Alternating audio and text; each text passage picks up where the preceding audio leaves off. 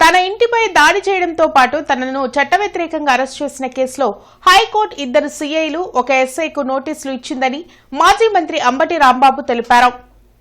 గుంటూరులో ఆయన మీడియాతో మాట్లాడారు. రాజకీయ ఒత్తిడితో తనను 24 గంటల పాటు లాకప్లో పెట్టి వేధించారని చెప్పారు. 7 ఏళ్లలోపు శిక్ష పడే కేసుల్లో పోలీసులు కస్టడీలోకి తీసుకునే అవకాశం లేదన్న అంబటి ఈ నెల 29, 30 తేదీల్లో వినతి పాదయాత్రను నిర్వహించనున్నట్లు వెల్లడించారు. పోలీసు యంత్రాంగం అంతా పెమ్మసాని చంద్రశేఖర్ జేబు వ్యవస్థగా వ్యవహరించడం అనేది చట్ట వ్యతిరేకమని చెప్పేందుకు నేను ఈ ప్రయత్నం చేస్తున్నాను. ఈ లీగల్ బ్యాటిల్ అదేవిధంగా సమాజంలో ఉద్యమ రూపం ఈ రెండు సైమల్టేనియస్గా కొనసాగుతుందని కూడా ఈ సందర్భంగా చెప్తున్నాను. 29, 30 తారీఖుల్లో జరిగేటటువంటి నా వినతి పాదయాత్రకి రాష్ట్ర ప్రజానీకం అందరూ కూడా సహకరించాలి, మద్దతు పలకాలని కూడా ఈ సందర్భంగా కోరుకుంటున్నాను.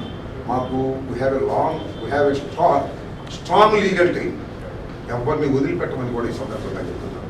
మాకు అత్యంత బలమైన లీగల్ టీం ఉంది.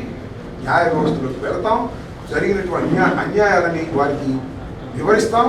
దాని ద్వారా ఈ డిపార్ట్మెంట్లో ఉన్న వారందరికీ శిక్షలు పడే విధంగా చేస్తామని కూడా ఈ సందర్భంగా చెప్పదలుచుకున్నాను.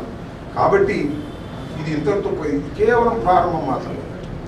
నా మీద దాడి జరిగిన దానికి కూడా నేను కోర్టులో వేశాను.